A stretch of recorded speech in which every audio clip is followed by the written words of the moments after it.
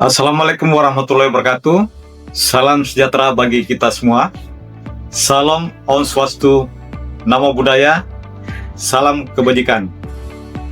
Saya Dr. Andi Pesalsam, SH, MM, dosen pada Institut Bisnis dan Keuangan Nitro, Fakultas Bisnis dan Keuangan, Program Studi Kewirausahaan.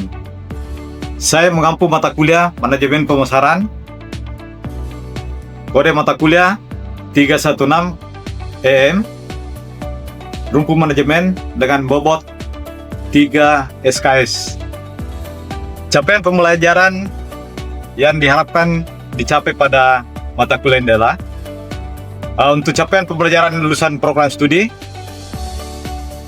peserta menunjukkan sikap yang bertanggung jawab atas pekerjaan di bidang keahliannya secara mandiri. Juga kemampuan menerapkan pengetahuan inti atau core knowledge bidang manajemen pemasaran. Mampu menerapkan pemikiran logis, kritis, sistematis, dan inovatif dalam konteks pengembangan implementasi ilmu pengetahuan dan teknologi yang memperhatikan dan menerapkan nilai humaniora sesuai dengan bidang keahliannya.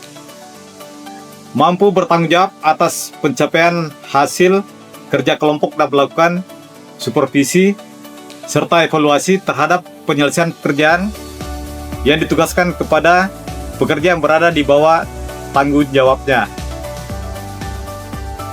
Kemampuan menerapkan pengetahuan ilmu pemasaran, mengaplikasikan teknologi informasi untuk mendapatkan pemahaman menyeluruh tentang prinsip-prinsip manajemen pemasaran dan menyelesaikan masalah-masalah manajemen, baik itu berkaitan dengan pemasaran, keuangan, produksi operasi, dan juga sumber daya manusia secara terintegrasi dan pendekatan riset pada unit kerja atau usaha atau perusahaan atau instansi pemerintah atau lembaga nirlaba.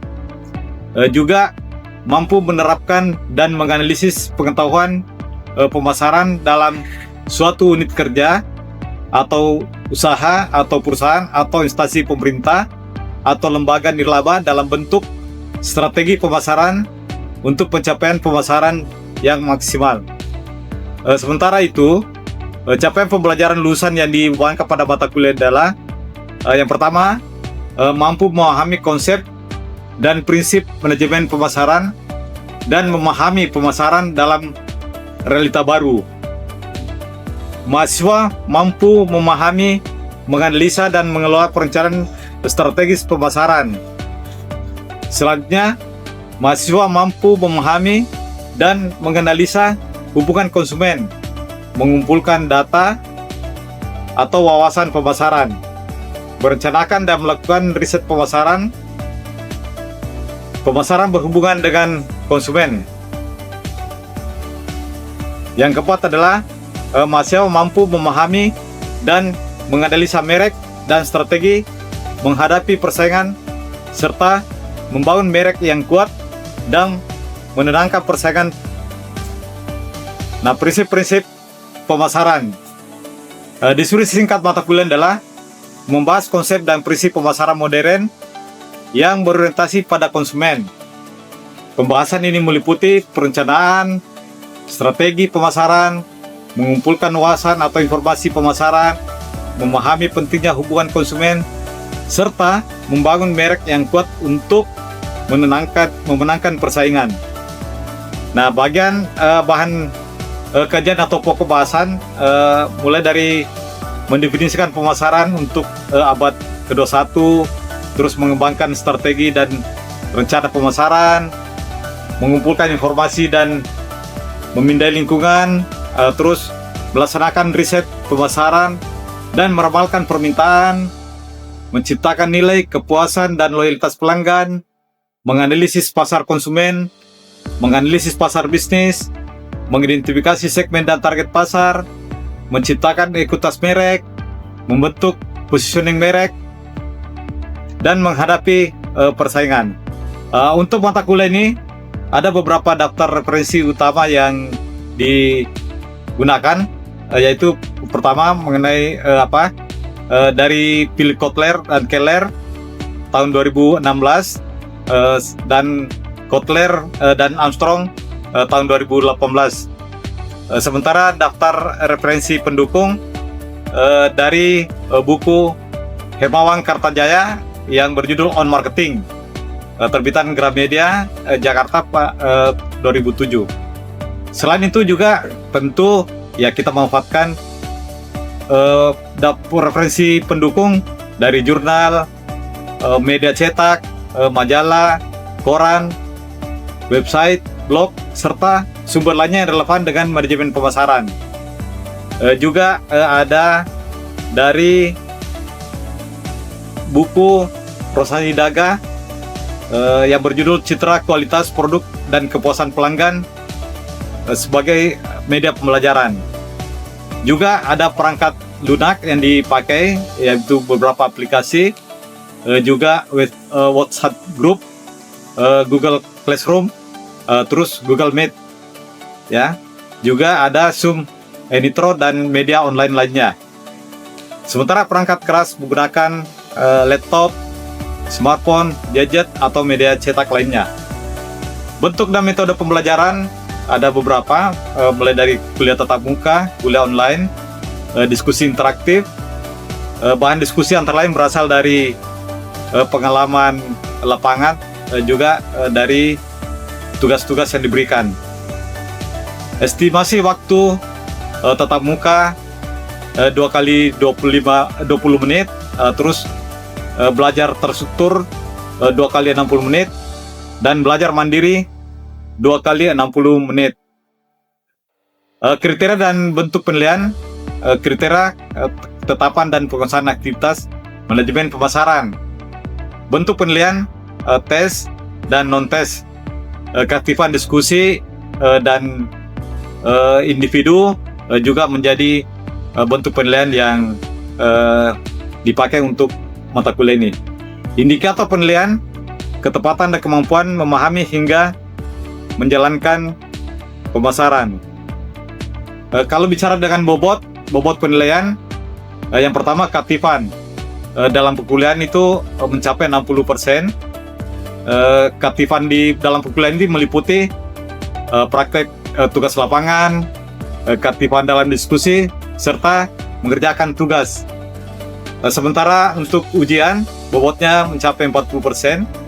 Ujian itu terdiri dari ujian tengah semester atau UTS 15%, ujian akhir semester 25%. Kemampuan akhir yang direncanakan setelah mengikuti mata kuliah adalah mahasiswa mampu mengetahui dan memahami manajemen pemasaran, menganalisa serta membuat solusi segala sesuatu yang berhubungan dengan pengembangan strategi dan rencana pemasaran, bahkan dapat menjalani pemasaran menjadi pemasar yang handal, menjadi marketer yang handal. Saya kira itu pengantar singkat dari mata kuliah saat ini. Terima kasih. Wassalamualaikum warahmatullahi wabarakatuh. Ya, assalamualaikum warahmatullahi wabarakatuh. Waalaikumsalam warahmatullahi Selamat pagi, adik-adik sekalian. Hari ini kita mulai perkuliahan untuk pertemuan ke-11, ya, pertemuan ke-11. Sebelumnya kita pada pertemuan ke-10 kemarin kita bahas tentang analisis pasar, ya, analisis pasar. Nah, nanti kita akan review. Tapi kemarin semua sehat-sehat. Ya. Jadi kita sebelum saya mulai hari ini kita akan membahas tentang segmentasi, targeting, dan positioning, ya, pada pertemuan 11 ini. Sebelum lanjut ke materi, saya mau tanya dulu, ya, Sri, ya, Sri, bagaimana kabarnya? Baik-baik, ya. Saya mau tanya, bagaimana misalnya kalau target pasar itu tidak sesuai dengan keseimbangan?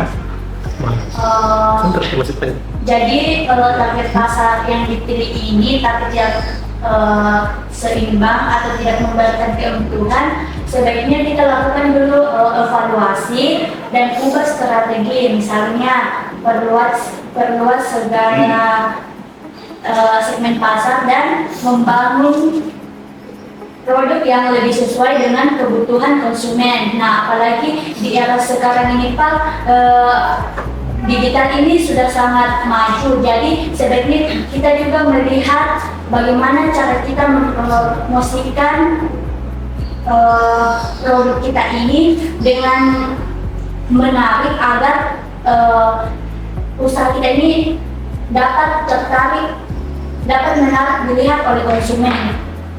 Gitu ya. Jadi harus ada evaluasi supaya konsumen tertarik untuk kan Iya, ya. evaluasi apa saja ini yang membuat kenapa pasar kita ini tidak memberikan keuntungan. Ya. Oh, jawaban yang bagus ya. Bagaimana Dila? Ya Pak. Ya, Dila bagaimana? Apa yang bisa diungkap tentang apa kuliah kita sebelumnya pekan lalu?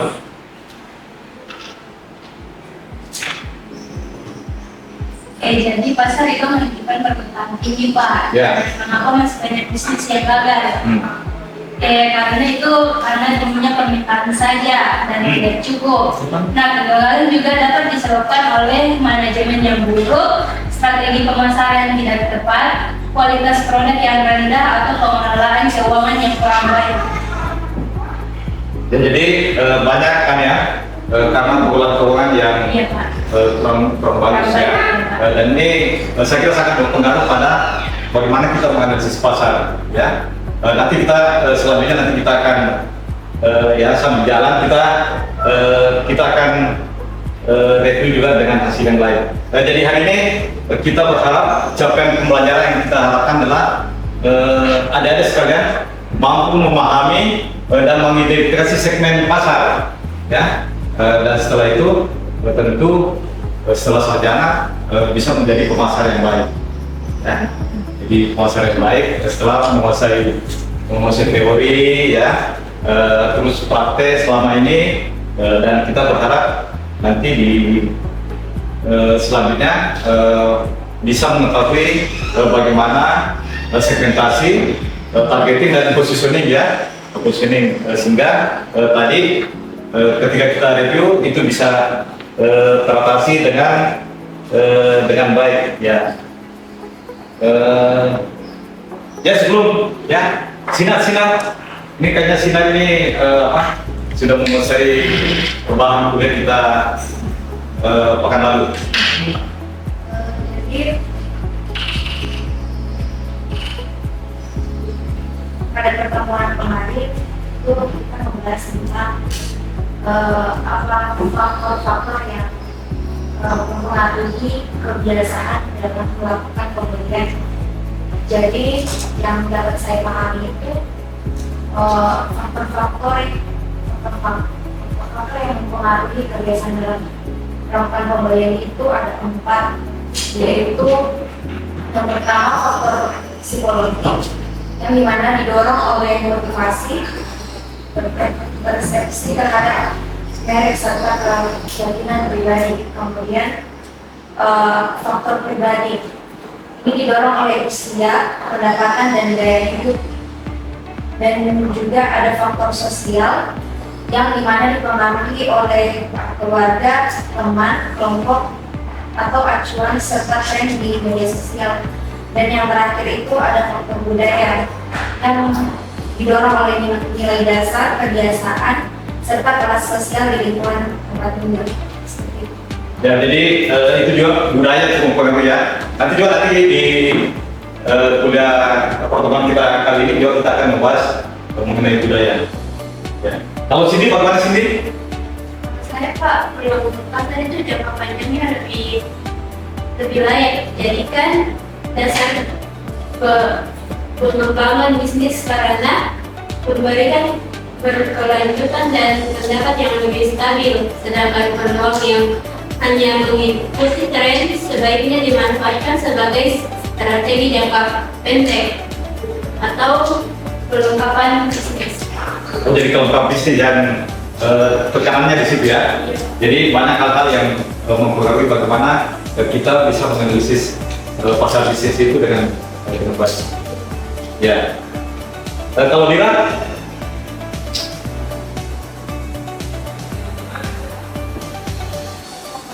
Citra ya.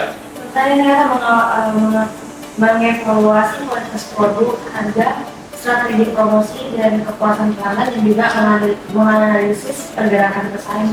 Pergerakan pesaing. Ya, jadi kita harus mengetahui ya pesaing kita. Nah sekarang kan ini ada fenomena menarik ya. Ketika misalnya dua minimarket yang bersaing, tapi ternyata berdampingan. Sementara ada lagi pendatang baru yang orang sebut apa? Toko Madura ya. Toko Madura yang bukan juga di tempat yang ini menarik kita mencermati. Nah, saya kira kita masuk kuliah kita pada saat ini ya mengenai STP ya. Bagaimana STP itu apa namanya? Kita bisa mengetahui segmentasi, mengenai targeting dan bagaimana pengungsian. Jadi kita harus tahu di mana posisi kita, apa target kita, bagaimana segmentasi kita, apa yang kita mau capai. Nah, sekira sebagai pemasaran ini ada fenomena yang sangat ya sering kita dapati di tengah masyarakat kita. Pemasaran itu maunya kita itu sebagai manusia biasa ya, mau memuaskan semua orang. Tapi sebagai pemasar, apakah itu memungkinkan? Ya, kita kan semangat sekali, mau buka usaha semangat sekali, ya. Pokoknya mau buka kafenya itu harus yang wow gitu ya. Belum apa-apa, itu sudah menghabiskan biaya yang besar. Ya, nah sebagai pemasar, apakah kita bisa memuaskan semua orang? Ya, nah jawabannya betul. Memuaskan semua orang adalah jalan tercepat untuk gagal. Nah, bagaimana? Apa yang harus kita lakukan untuk supaya kita tidak gagal? Ya, kita melakukan segmentasi pasar, ya, target pasar, terus posisi kita, ya. Nah, tadi kalau kita tahu beberapa hari yang lalu di depan kampus kita ini dibuka ada ada kafe baru ya, ada kafe baru dan ramai. Ya, apakah itu bukan karena tadi dalam rangka memuaskan semua orang atau sudah melakukan analisis pasar ya. Dan kalau kita lihat keberlanjutannya, sustainability dari warung itu kalau telah ramai itu berarti dia sudah berhasil melakukan segmentasi, targeting dan positioning. Nah itu menarik bagi kita untuk nah itu tadi STP ini jadi solusi ya. Ini supaya gampang ingatnya, ingatnya jadi saya singkat jadi STP ya, segmentasi, targeting, ya, positioning. Ya, jadi ini kalau kita kuasai ini strategi ini, maka kita akan menjadi pemasaran yang andal. Ya. Paling tidak misalnya ya, paling tidak kita bisa menjadi pemasar bagi diri kita sendiri. Ya. Nah, tadi misalnya kalau sebagai mahasiswa misalnya, kita juga harus menjadi pemasar yang baik. Ya. Minimal tadi bagaimana kita menguasai ilmu tadi dalam rangka berkaitan dengan segmentasi. Nah, apa itu segmentasi? Ya, segmentasi itu adalah proses pembagi pasar yang awalnya heterogen. Jadi ketika itu tadi ya, kalau kita mau buka warung atau kafe, ya kita kan segmentasi. Itu segmentasinya seperti apa yang saya lakukan? Segmentasi apa yang saya pilih? Ya tadi di sekitar kampus kita banyak sekali kafe, ya, banyak sekali kafe, dan saya rasa saya pernah analisis keberadaan mereka, ternyata mereka sudah membagi segmentasi. Ya. Ada yang menarik, ada salah satu warung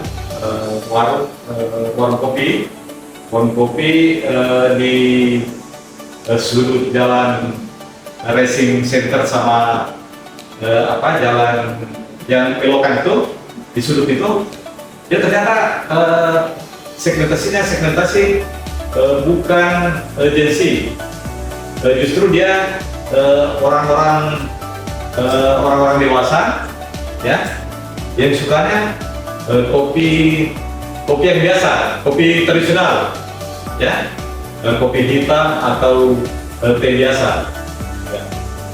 Dan saya pernah mengadakan survei di situ. Saya bilang, kenapa bisa ramai tempat ini? Ternyata banyak orang juga yang mau ke warung itu hanya untuk cerita ketemu teman-temannya, teman-teman semuanya, teman-teman orang tua, orang dewasa ya, orang dewasa. Dia bilang, kalau di sini saya punya banyak waktu untuk bercerita tentang masa lalu, bercerita tentang kenangan, bercerita tentang apa yang kita akan lakukan. Dan itu intinya bahwa mereka mau happy ya. Kalau Gen Z kan beda lagi ya, di kafe yang segmentasinya Gen Z itu banyak bercerita banyak tentang happy ya, happy bagaimana main kartu, misalnya main kartu Uno, kartu apa ya, itu yang membedakan dengan tempat yang lain. Dan ini saya kira itu tergantung dari segmentasinya. Segmentasi tadi itu berdasarkan geografisnya, berdasarkan demografinya, itu akan kita akan ketahui pada saat kita melakukan segmentasi pasar. Nah, targetnya ini bagaimana? Ya, kita memilih pasar apa yang kita pilih? Ya, apakah pasar orang tua, baby boomer, atau pasar Gen Z, atau sekarang generasi apa yang terbaru? Alpha ya, Alpha itu. Alpha itu juga termasuk penentu dalam pemasaran. Alpha itu sekarang umur berapa sekarang?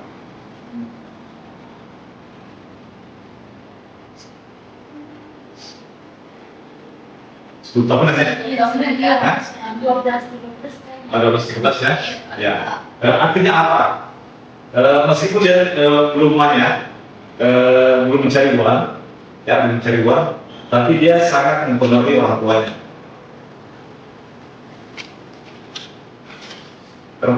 Yang paling sangat dipengaruhi adalah neneknya, karena dia ini generasi yang biasa dimanjakan oleh neneknya. Ya. Kalau cucunya sudah mengatakan, Nek atau Kek, belikan saya mainan seperti ini, neneknya akan pasti akan belikan. Ya. Ini akan sangat pasar ini juga sangat bagus untuk kita jadikan target ya. Jadi target itu bagaimana pasar sekarang itu kita bisa bidik. Ini untuk menjadikan pemasaran yang baik. Nah, beberapa kriteria segmen pasar ya, sebenarnya ada beberapa ya. Itu harus terukur ya, terukur. Nah, dan ini ilmu untuk itu ada juga ya, bagaimana mengukur target pasar. Terus yang lain mudah diakses ya, mudah diakses, terus bisa ditindaklanjuti. Jadi syarat-syaratnya itu terus gampang ya, gampang dilakukan. Terus yang sangat penting adalah ya, menjadikan keuntungan yang besar. Ya, Kalau ada kebutuhan besar, seperti kenapa di sini kafe-kafe bermunculan di sini, ya?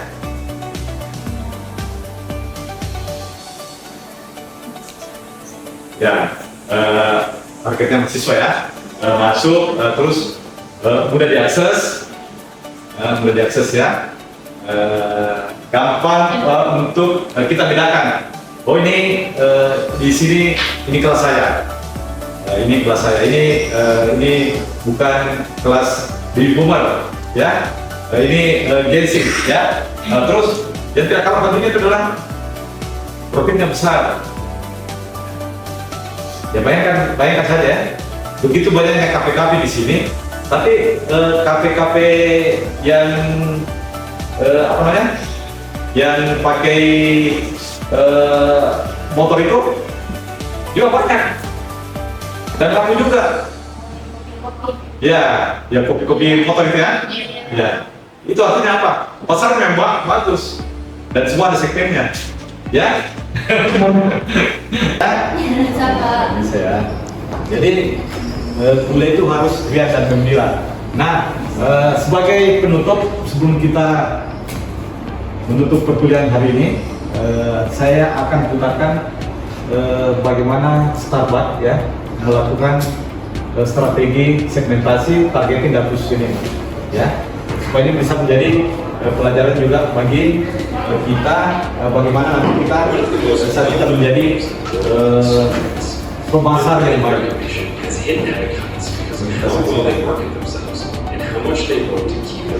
Mau tahu supaya melihat sekarang kan kita sangat familiar dengan gadget, ya.